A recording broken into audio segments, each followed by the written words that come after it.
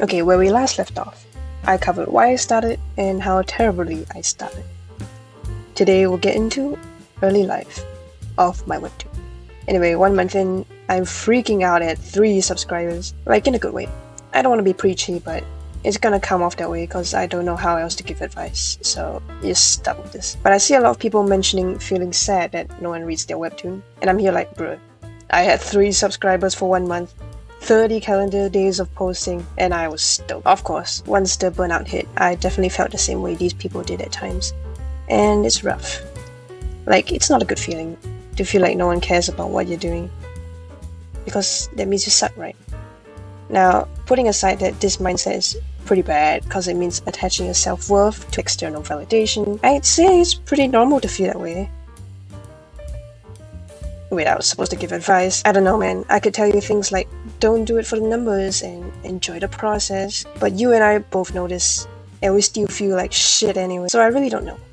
I just read out the feeling and hope it goes away. Eventually. Anyway, back then, I was celebrating and documenting whatever growth my webtoon had. Like this year, growing from 4 to 7 subs. God, I can't believe I was so happy with it. But I do remember the feeling. I think one reason I wasn't stressing out about low numbers was I've been watching other webtoon YouTubers like Kaya's Hell and McKay and Gray. Kaya said Lucky took 1.5 years to take off, but knowing what I know now, I think he mentioned he was doing it for a few years before even posting a webtoon. And McKay and Gray's first comic, Sovereign, took 5 years to take off. 5 years. And by the way, I highly recommend watching them reread their first series. It's so funny and inspiring. They laugh so much together. I'm honestly so jealous they have each other to talk to when it comes to their first comic goofs. I wish I had someone to talk about that stuff. I guess I have you guys. So after hearing their perspectives, my rationale was that even if my webtoon takes 5 years to blow up, then by God, I will persevere for however long it takes.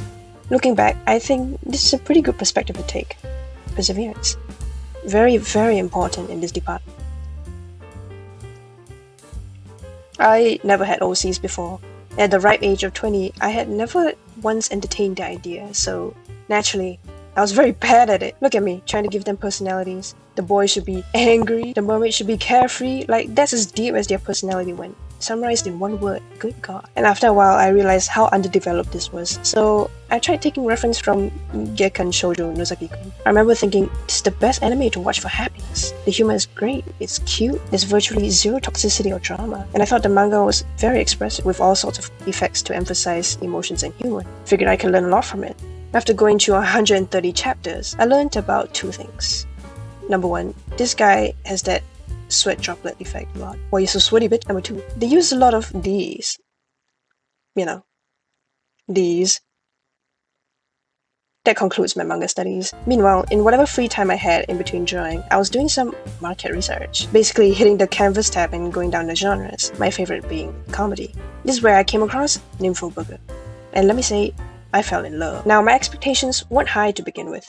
The art looks like something a child can, but I shouldn't judge a story by its art, as I'd soon come to learn that there are a great deal of amazing stories behind them. Basically, Nympho Burger was an episodic buddy cop kind of story. They are demon cops trying to stop demons from messing up the human world.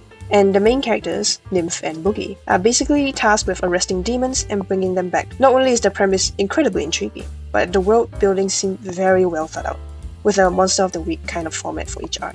Not to mention, it made me laugh pretty hard several times, catching me off guard every time. Like, I did not expect the jokes to be this good. It has narrative tension too. I was equally surprised when these goofy-looking characters pull off epic finisher lines and I get goosebumps. Can't believe I got goosebumps. From this. Anyway, this webtoon was pretty inspiring too. It showed me you don't need TGCF levels of art to have an engaging story. You can impart a range of emotions onto your audience, whether it be comedic and otherwise, regardless of your art skill. How wonderful this world is.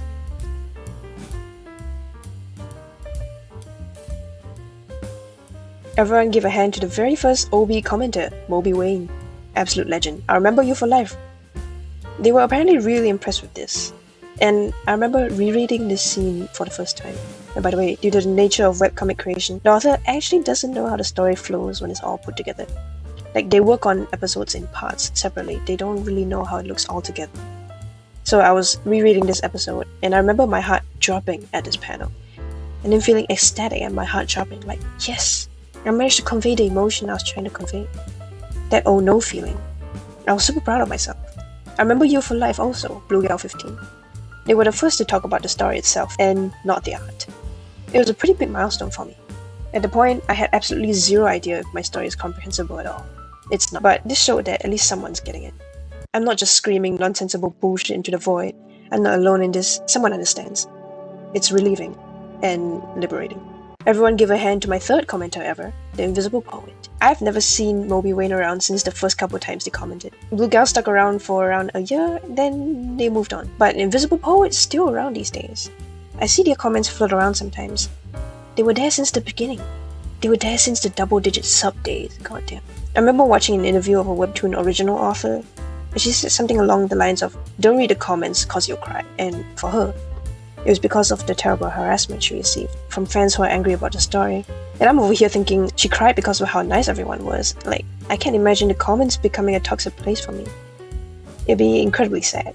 This might not age well, but God, I really hope it won't come to that. Blue Gal 15 and The Invisible Poet were my cheerleaders. Really. Thank you for giving me a chance. Thank you so much for 17 subs. I really did not expect so many of you to actually come along. And this gave me some really big deja vu to my early webtoon days, celebrating every little milestone. It's like the cycle begins again, a new adventure. Next video I'll talk about what I did to sort of blow up for the first time. I hope you stick around. Thank you to my patrons, Bianca, Goose, and Laura.